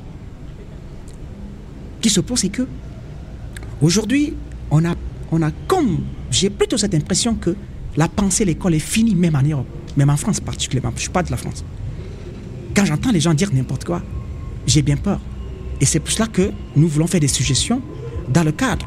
Et nous ne sommes plus d'accord de voir un jeune Africain qui arrive en Europe qui ne sait même pas parler français, qui ne sait pas ce qu'il est venu faire. Mais le problème aussi, quand vous voyez un jeune parti de l'Afrique, il a quelque chose à porter, il a des difficultés à venir en France. Mais c'est le petit voyou qui va vous dire qu'il y a la dictature. Nous sortons de nos pays, ce n'est pas de la dictature. Et c'est ça, je vais vous expliquer ce qui se passe en Afrique. Ce que vous croyez dictature, ce n'est pas une dictature. Nous avons ce qu'on appelle une démocratie traditionnelle, élitiste. Me voici, le président de la République, au niveau des élections, ne peut pas me gagner dans mon village. Dans ma communauté, c'est moi qui dirige. Et c'est différent avec vous. Chez vous, on ne connaît pas ce qu'on appelle l'élite. Mais moi, je suis une élite chez moi. Pourquoi je suis élite chez moi? C'est parce que nous avons des clans, nous avons des communautés. Nous sommes encore au niveau des tribus. Ça signifie que mon frère, mon cousin, c'est que c'est non Jean-Jacques. Quand j'ai un souci, c'est Jean-Jacques. Ça signifie que même si le président de la République arrive, il va dire non, je vais d'abord poser la question à Jean-Jacques. C'est pour cela que les gens ont toujours tendance à croire que c'est-à-dire que nous plaisons dans ce que nous faisons, mais la seule chose qui nous manque, quand tu es con, quand tu n'es pas allé à l'école, on va te malmener, on va te dire n'importe quoi, tu seras comme... on va t'utiliser. Donc, moi, ce que... je ne voudrais pas dire déjà ce qui va se passer lors de la conférence. Nous sommes pour l'immigration choisie. Okay. Je ne suis pas d'accord pour qu'un jeune Africain parte de chez lui. Et même, je voudrais même que lorsque un jeune Africain vient ici, il vous dit on me poursuit parce que j'ai fait la politique, parce que j'ai fait ci. Il faudrait qu'on fasse une enquête de moralité sur lui avant qu'on le place quelque part. Il faudrait qu'il vienne avec son essai de casier judiciaire. Moi, je le dis parce qu'aujourd'hui, on n'est plus là pour dire... Parce que c'est ternir l'image de l'Afrique. c'est ternir l'image d'une coopération. C'est tuer une coopération. Ok. Donc, la France-Afrique, ressources et développement, nous avons des ressources. Il faut développer ces ressources au sein de notre communauté, parce que c'est notre identité. Cette ressource, c'est notre identité, c'est nos valeurs. Je ne vais jamais m'appeler ou c'est Ruskovich ou machin. Déjà, ça, je n'en ai que foutre. Moi, je suis francophone, je vais mourir francophone et je vais aimer la France. Je vais continuer à œuvrer pour la France. Et c'est la raison pour laquelle je ne peux pas aller. J'ai les possibilités d'aller ailleurs, mais je préfère la France. Parce qu'en France, j'ai la possibilité, je me sens chez moi. Ok. Avec votre association, du coup, justement pour sensibiliser à cette coopération, à travailler sur ce concept de France-Afrique, qu'est-ce que vous organisez tout au long de l'année? Là, vous avez parlé de conférences. De quelles actions en fait vous organisez tout au long de l'année pour justement éveiller un peu les esprits sur votre association et vos missions? D'accord. Déjà, il faut relever que cette association n'a que 2 ans d'existence. Et c'est la raison pour, au regard de tout ce qui se dit, tout ce qui se fait, nous avons trouvé judiciaire important d'abord de mener une enquête sur le terrain. Notre enquête a duré 2 ans. Et les résultats de cette enquête seront dévoilés le jour de la conférence. Parce que il fallait comprendre, il fallait cerner pour trouver les stratégies. Et c'est pour ça que je vais vous révéler quelque chose. La France n'est jamais partie. L'Africain ne peut pas, ça je vous le dis, l'Africain ne peut pas accepter la Chine. Je vais parler par exemple du Cameroun. Un Camerounais, un Français à côté d'un Russe, il n'y a pas de choix à faire. Un Français à côté d'un Chinois, il n'y a pas de choix à faire. Mais ce qui se passe, c'est que, vous savez, c'est un peu comme le problème entre la France et l'Afrique aujourd'hui. C'est comme si vous avez votre femme à la maison et que votre femme, vous l'énervez. Et votre femme, alors, décide un soir et dit, bon, je vais un peu faire trembler le cœur de mon mari, afin que mon mari me revienne, pour que mon mari soit droit. La femme sort, déjà, par exemple, à 20h, vous savez qu'à 8h du soir, votre femme est à la maison, et puis elle sort, elle s'en va, elle revient. Bon, je prends un exemple. Après, votre femme rentre à 1h du matin, alors qu'elle était chez sa copine, elle se fait belle, elle met du parfum, elle rentre là, elle était chez sa copine là. Qu'est-ce qu'elle fait? C'est un peu ce qui se passe. Elle voudrait vous faire. Elle voudrait... Après, vous allez dire si vous l'aimez, elle veut voir si vous l'aimez. Elle vous dit, non, chérie, mais qu'est-ce qui se passe? Elle voudrait que tu l'appelles sur la table pour dire, chérie, excuse-moi si j'ai fait ceci hier, je pense que voilà comment est-ce qu'on va procéder. Et pourtant, elle n'était nulle part. Elle va te dire, oh chérie, vraiment ce soir, c'était chaud, on était avec Gaston, qui n'a jamais existé nulle part. C'est ce qui se passe actuellement en Afrique. Donc, ce que vous voyez, les Africains disent, la Russie, machin, c'est du bluff. Il faut juste des actions. Et vous avez posé donc, je reviens sur ce que vous avez comme les actions. Déjà en Afrique, nous avons 6 bureaux. Nous avons 6 bureaux. Le Cameroun, c'est la coordination nationale. Nous avons un bureau au Tchad. Nous avons un bureau au Sénégal. Nous avons un bureau, j'ai déjà cité le Cameroun. Nous avons un bureau au Congo. Nous avons un bureau parce que la vice-présidence, c'est au Gabon. Oui. Donc, nous commençons par là. Et la sensibilisation, nous allons commencer par la sensibilisation. Et nous avons, à partir de l'année prochaine, il y a les scènes, c'est un festival qu'on appelle les scènes Black Eben d'Annemasse. Après, il y aura un forum des jeunes entrepreneurs france-africains. Parce que notre association, c'est une plateforme. Elle va développer les opérateurs économiques, mais elle va étendre.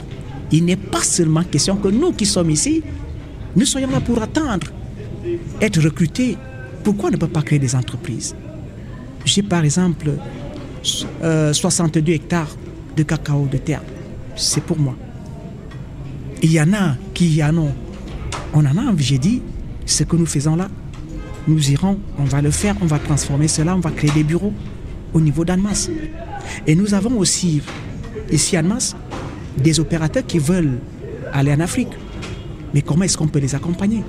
Notre association est donc là pour le faire. D'où la conférence du mois de décembre pour lancer véritablement nos actions et entraîner le mouvement. va être un gros point de départ, cette conférence, finalement.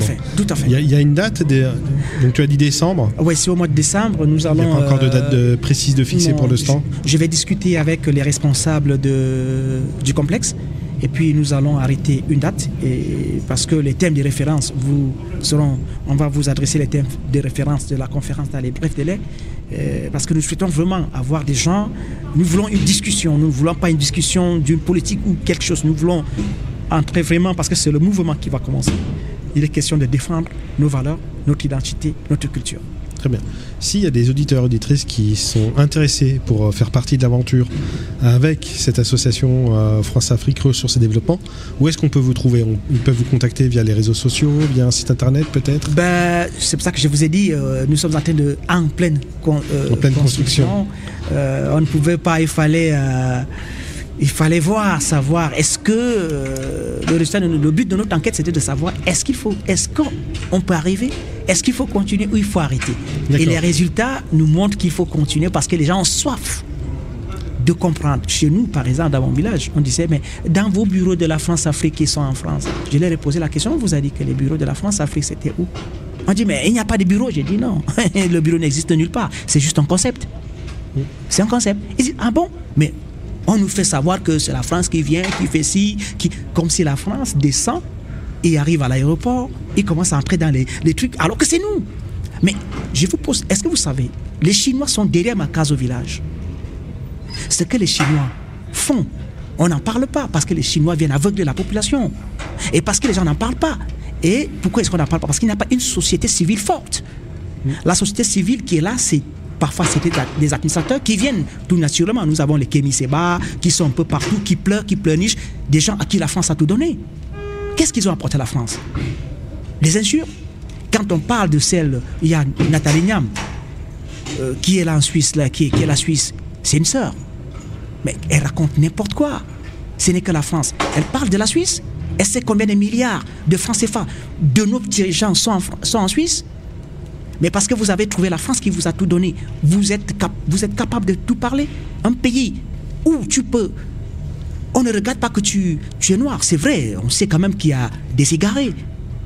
Mais la France, il faudrait que chacun de nous devienne ambassadeur de cette France nouvelle, de cette coopération nouvelle, où l'Afrique va se sentir, où il y aura des intelligences, parce que c'est les intelligences qui développent les nations. Ok. Merci beaucoup Jean-Jacques. Donc si nos auditeurs et auditrices sont intéressés en tout cas pour suivre un peu ce qui se passe avec l'association France-Afrique, il faut être vigilant sur cette date de conférence qui va arriver, qui sera communiquée. Tout à fait. J'imagine qu'on verra des affiches et plein de choses. Et du coup, si on a la date, nous on annoncera sur notre antenne et ça se déroulera en décembre et probablement sur Annemasse, au complexe Martin Luther King. Il y a des chances. En tout cas, soyez vigilants à cette date-là.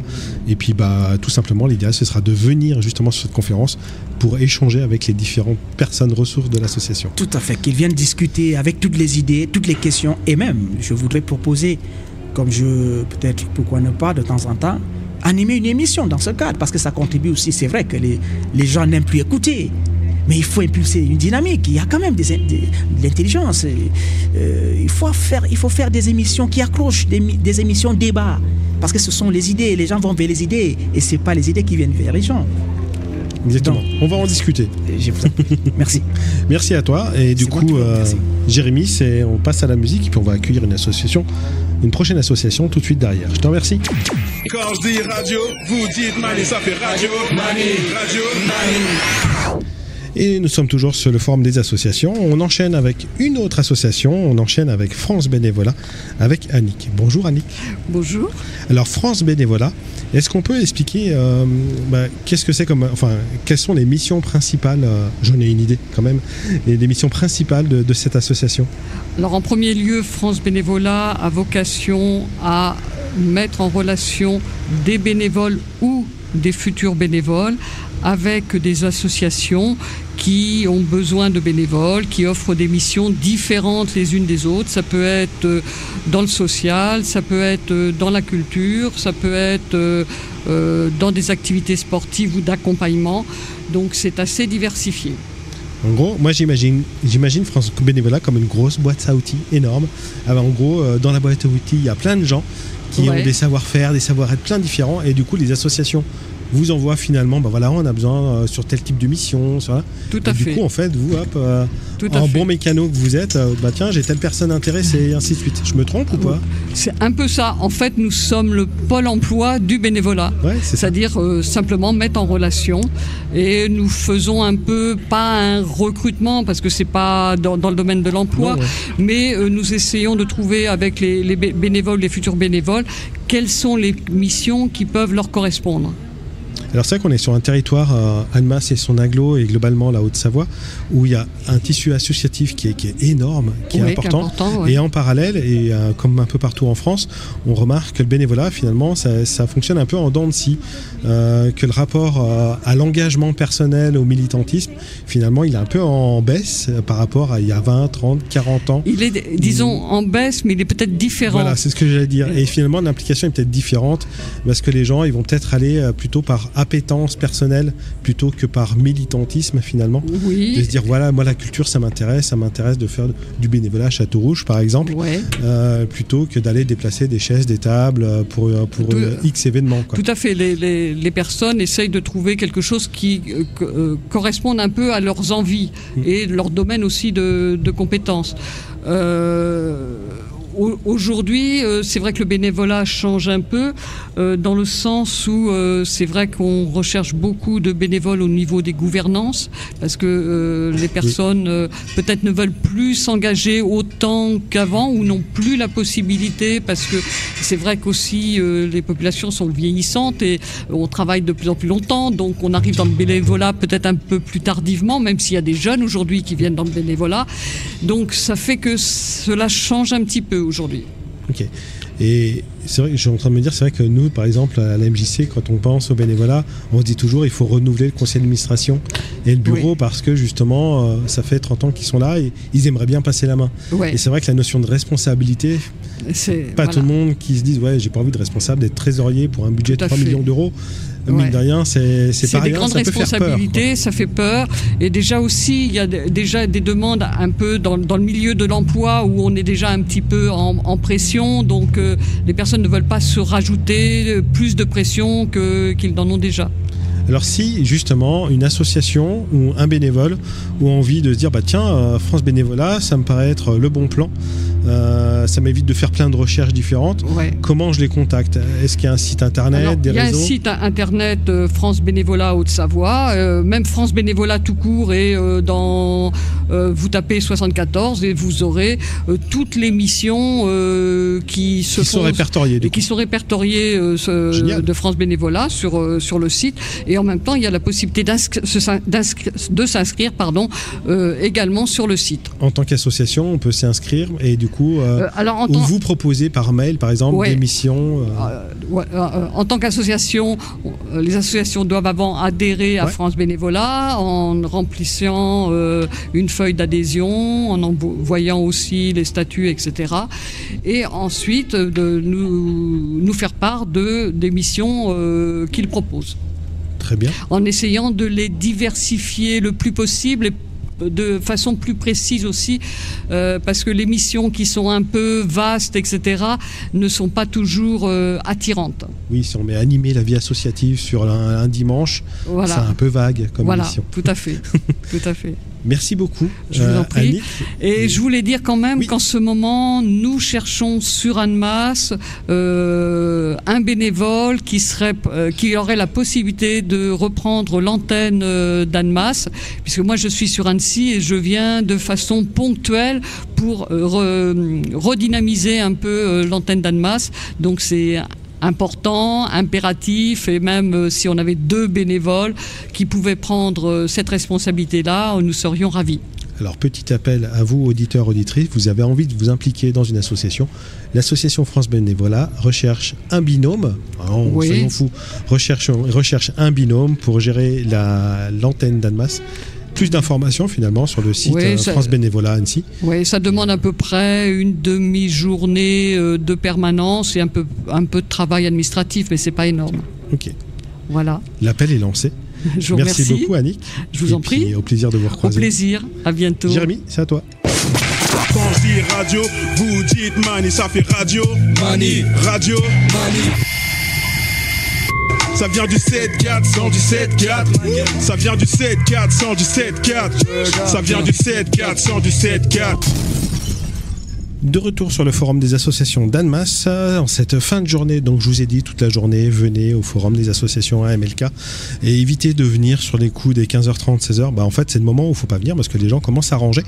Donc vous avez loupé quelque chose si vous n'êtes pas venu. Ma foi, rendez-vous la semaine prochaine. Mais n'empêche que vous pouvez retrouver les différentes associations sur Annemasse dans les différents lieux où ils siègent. Et puis bien sûr à la maison des associations ici à AMLK où il y a tout le répertoire de toutes ces personnes. Pour terminer cette journée, on accueille une dernière association, c'est l'association des Ivoiriens de France. Et pour en parler, je suis plutôt bien accompagné. Je suis avec Chris Kader, Olivier et Ludivine. Bonjour à vous trois. Ludivine, elle prend les photos et tout, elle fait la community manager, elle filme. On va être sur les réseaux dans 2 secondes, ça va être parfait. Merci de m'accorder en fait de votre temps dans cette fin de journée. Pour commencer, tout simplement, je ne connais pas du tout votre association, donc je vais faire le novice complètement. Est-ce que vous pouvez m'expliquer un peu pourquoi cette association, pourquoi elle a été créée? D'accord, pas de souci. Alors d'abord, c'est pas un piège. Non, c'est pas un piège.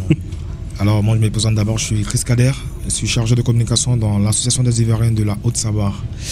Alors vu la forte communauté ivoirienne ici en Haute-Savoie, nous avons décidé depuis 2015 de créer une association dans le but de venir en aide à toutes ces personnes qui sont en situation difficile, en situation qui sont un peu dans les situations un peu compliquées au fait, qui sont un peu démunies et tout ça. Et c'est de là qu'est partie au fait la création de l'association depuis 2015. Et au jour d'aujourd'hui, nous œuvrons dans beaucoup de domaines, plus principalement dans l'entraide. Parce qu'il y a plein de compatriotes qui sont un peu partout ici en Haute-Savoie, qui sont isolés, qui sont vraiment, si on veut dire, dans la dépression parce qu'ils se retrouvent tout seuls. Voilà. Et nous, on a décidé de rassembler cette communauté-là pour œuvrer pour une même cause, en fait. Voilà. Ok. Alors, je comprends que l'objectif, c'est de lutter contre l'isolement et de permettre justement à ceux qui ont un peu le blues d'être loin de leur famille, de se retrouver entre membres d'une même communauté. J'ai l'impression que parfois, et c'est vraiment propre à moi, que les communautés, parfois, ça peut se transformer en communautarisme. Et donc, du coup, ça renferme encore plus sur soi, sur sa communauté. Et comment vous le percevez, ça, justement, au quotidien, dans vos actions? Est-ce qu'au contraire, justement, le fait de se retrouver, justement, une personne isolée qui quitte son pays, revient ici, retrouve des repères grâce à vous, arrive finalement à s'ouvrir après sur le reste de la population? Alors, pour nous, d'abord, c'est quelque chose de super bien. Parce que, d'abord, quitter son pays, arriver sur une terre un peu étrangère et tout ça. Mais ce qui est bien, c'est que au moins ici, on reçoit un accueil vraiment familier. Parce que la France et la Côte d'Ivoire sont 2 pays vraiment, vraiment familiers qui partagent cette même culture-là, puisqu'on est colonie française et tout ça. Voilà, donc au jour d'aujourd'hui, permettre à toutes ces personnes-là qui sont isolées de pouvoir vraiment se retrouver en communauté, de pouvoir s'exprimer, s'ouvrir à d'autres personnes, c'est vraiment bien pour nous en fait. C'est quelque chose de vraiment bien, franchement. Quelles sont vos différentes actions tout au long de l'année, justement? Est-ce que vous avez des moments festifs? Est-ce que, je sais pas, des temps un peu de concerts, de musique, de visites, ou aussi des ateliers de compréhension de l'administration française? Parce que même pour nous, issus, habitants en France, c'est compliqué pour nous. Donc qu'est-ce que vous faites un peu au quotidien? Alors, au quotidien, pendant toute l'année, on a plusieurs actions qu'on mène. D'abord, on participe à tous les événements sur la commune d'Annemasse. Tous les événements, à partir du 1er janvier au 31 décembre, à tous les événements. Et là, principalement, on est sur un projet qui nous tient beaucoup à cœur, c'est la construction de forages en Côte d'Ivoire. Pour commencer en Côte d'Ivoire et après, voilà, dans la sous-région, pourquoi pas en Afrique. Parce qu'aujourd'hui, c'est un peu compliqué pour plusieurs populations d'obtenir de l'eau potable. D'accord, j'allais dire, mais pour quel type de forage? Donc c'est pour l'eau? C'est pour l'eau. D'accord. C'est pour l'eau, en fait. L'accès à l'eau. Ouais, c'est des forages pour l'obtention d'eau potable, en fait. Il y a des populations, par exemple, qui se retrouvent dans les localités où ils n'ont pas accès à l'eau potable, qui sont obligés de faire des kilomètres, peut-être 32, 40 kilomètres, juste pour avoir de l'eau potable. Et d'abord, nous on a décidé de vraiment se pencher sur la question pour pouvoir apporter notre plus. Donc au jour d'aujourd'hui, c'est notre combat. Et nous sommes à la recherche de plusieurs donateurs, de plusieurs aides, partenaires et tout ça, pour vraiment mettre ce projet-là vraiment en marche, au fait. Aujourd'hui, sinon, concernant notre calendrier, vraiment, on est tout le temps dans toutes les activités de la commune. Et l'objectif, c'est de lever des fonds, finalement, pour justement financer ces forages dans les localités où l'accès à l'eau est compliqué. Exactement. Ok. Exactement. Et vous organisez, je sais pas, des lotos, des soirées, justement pour lever plus de fonds? Bonjour d'abord, chers auditeurs. Je vais intervenir un peu. Moi, c'est Olivier Kofi. Oui. Comme le disait mon compatriote, depuis le 1er janvier jusqu'à ce jour, nous avons participé à toutes les activités. Et à notre sein aussi, nous avons voulu organiser, créer des choses pour pouvoir collecter quelques fonds pour l'association. Et nous avons, cette année comme ça, je vais vous élaborer un peu ce qu'on a fait par rapport à la... comment l'association, ce qu'on a fait à la mairie là. La journée de solidarité. La journée de solidarité. C'était le 8, je crois. C'était le 8. Nous avons essayé de créer des mets et enfin d'être un peu rentable par rapport au centre que nous avons eu au sein de la commune. On a participé aussi à choses... comment on appelle ça? Par là.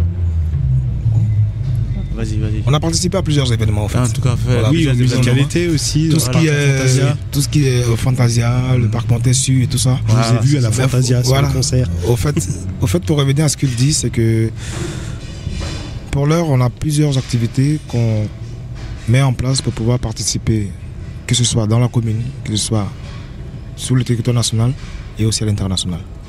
Là, d'abord, nous prévoyons par exemple un bal. Nous prévoyons un bal, bientôt, très bientôt. Voilà. Et ce bal-là va permettre à toutes les communautés de se réunir, que ce soit françaises ou autres. Voilà.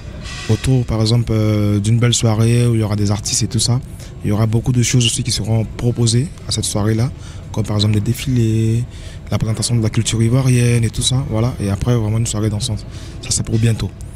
Et il y a des dates déjà ou pas du tout? Non, une période identifiée? Alors non, pour l'instant je peux pas donner des dates parce que tout est en train d'être monté au fait. Ok. Voilà, c'est moi qui suis en train de tout. Faut être à l'affût. À l'affût, voilà. Et concernant les activités pour l'association par exemple, on prévoit d'abord en début d'hiver de pouvoir faire des dons, par exemple à toutes ces personnes qui sont SDF, qui manquent de logement, qui sont dans le froid et tout ça, voilà. Leur proposer des repas chauds, des couvertures. Et tout ça, voilà, tout ça c'est en place et ça sera à partir du début de l'hiver en fait qu'on va mettre ça tout ça en place en fait. Alors si justement un auditeur, une auditrice qui nous entend, qui est justement issu de la communauté ivoirienne, se sent un peu seul, comment elle fait justement pour rentrer en contact avec vous? Est-ce que vous avez des réseaux? Est-ce qu'il y a un site internet? Oui. On a une page Facebook, voilà, qui se nomme Association des Ivoiriens de la Haute-Savoie. Ouais, je me suis trompé tout à l'heure, c'était bien Haute-Savoie et pas de France. Voilà, Haute-Savoie. Et pour les contacts, je peux donner les contacts? Bien sûr, c'est fait pour. Pour les contacts aussi, nous avons le 07 53 11 91 et aussi le 07 74 55 53 70. Donc je reviens pour le premier numéro, le 07 53 11 91 et le 07 74 55 53 70. Et il y a un email aussi. Il y a une adresse email aussi. Il y a un email qui est ivoire.alhs@outlook.fr. Ivoire.aihs. Ah pardon, j'ai pas de bon yeux, j'ai lâché l'ophtalmo.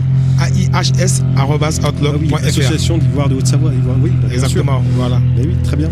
Pour d'autres personnes qui voudraient vraiment nous contacter ou se rapprocher de la communauté, voilà, nous avons ou qui veulent aussi faire partie de votre association, exactement, pour vous aider, tout simplement. Pour être membre et tout ça, voilà, parce que nous, on a tous des bénévoles, voilà. Donc toutes ces personnes qui sont vraiment intéressées à venir nous donner un coup de main, à vraiment promouvoir notre culture et aussi nous soutenir dans nos projets, voilà. Voilà, ils sont tous les bienvenus en fait dans l'association. Merci à vous trois. Merci d'être venus. Puis j'espère que vous allez réussir à financer ces forages dans les différentes localités où l'eau justement est difficilement accessible. Et puis que chacun puisse avoir accès à l'eau potable, c'est une donnée fondamentale en fait.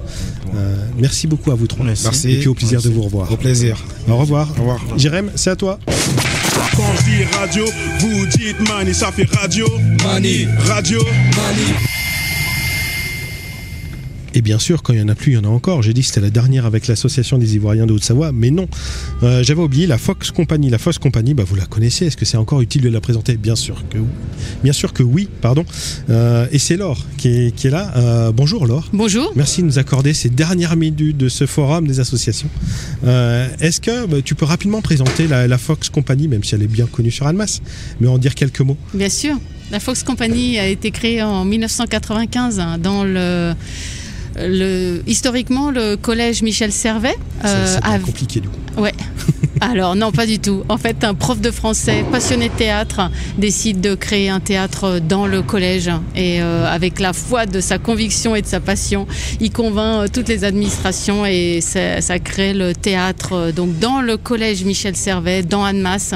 Et depuis lors, on a toujours été dans ce théâtre à créer et à représenter nos pièces. Aujourd'hui, le théâtre Alfred Le Renard, si je ne me trompe pas. Alors, il a été rebaptisé. Il y a une fresque dessinée par Coco sur le mur du théâtre. On est très, très contents et très fiers de cette reconnaissance faite par la ville d'Annemasse autour de la figure, c'est vrai, historique d'Alfred Le Renard.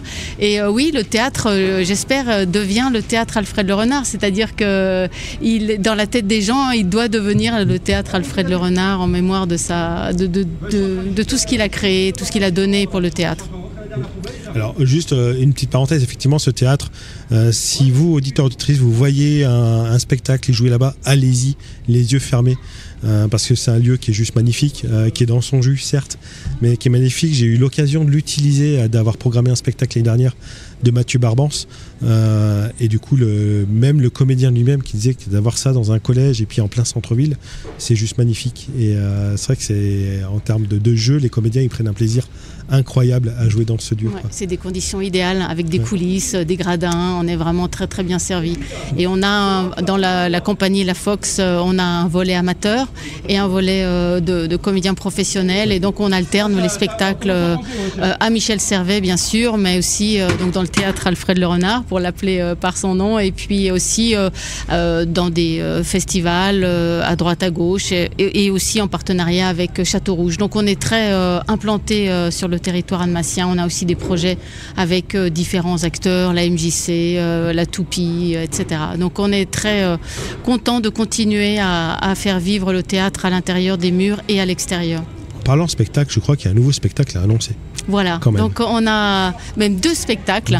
On a des cours de théâtre pour les adultes qui a démarré à l'automne l'année dernière, et donc ils vont représenter le fruit de leur travail devant public pour la première fois, et là sur une adaptation de Harlequin, Valet de 2 mètres, une pièce de Carlo Goldoni, et c'est une comédie vraiment pétillante pour s'amuser des imbroglios et de toutes les pirouettes d'un valet qui essaye de jongler entre 2 mètres.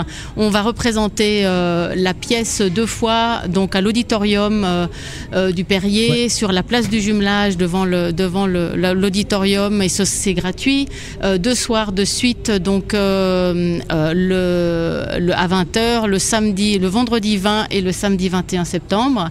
Et on jouera également le samedi après-midi à 15h une autre pièce, donc cette fois par la troupe amateur de la compagnie, qui s'appelle La Fontaine au tribunal des animaux, et c'est un spectacle tout public à partir de 6 ans, et ce sont les animaux qui se rebiffent contre leur créateur Jean de La Fontaine, mécontents de stéréotypes qu'ils ont véhiculés sur eux. Donc ils le mènent devant le tribunal et ils lui font son procès en disant moi la fourmi, je suis pas comme ça, moi la cigale non plus.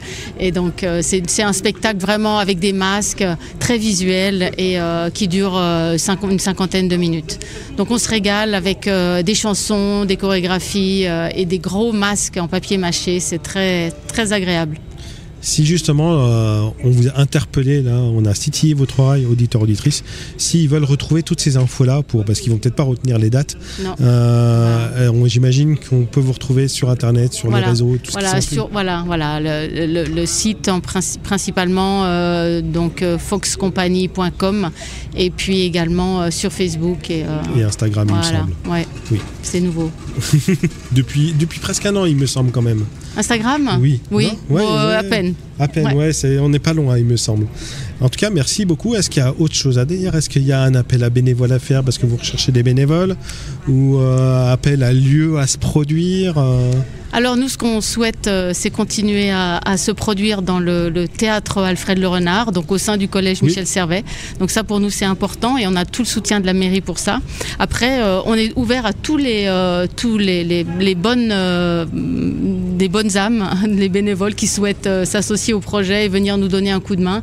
Il y a toujours plein de choses à faire dans un théâtre, de la régie, un peu de logistique, et puis c'est très convivial. Donc on a aussi des pièces qui ont tourné en appartement, et ça permet vraiment de créer du lien avec des gens qui viennent pas forcément au théâtre. Donc on est très attaché à ce théâtre populaire, accessible à tous et qui circule. Ok, très bien, ça donne envie. J'espère que vous, auditeurs, auditrices, ça vous donne envie aussi. Donc une seule adresse internet, lafoxcompany.com, et vous retrouvez les spectacles, les ateliers, les lieux où ils se produisent. Il est à jour, pour l'avoir vérifié, c'est le cas. Donc n'hésitez pas à vous y rendre et puis allez les yeux fermés voir tous leurs spectacles. Ils sont juste très chouettes. Merci Laurent. Beaucoup, Merci. Laure, et puis au plaisir de te recroiser.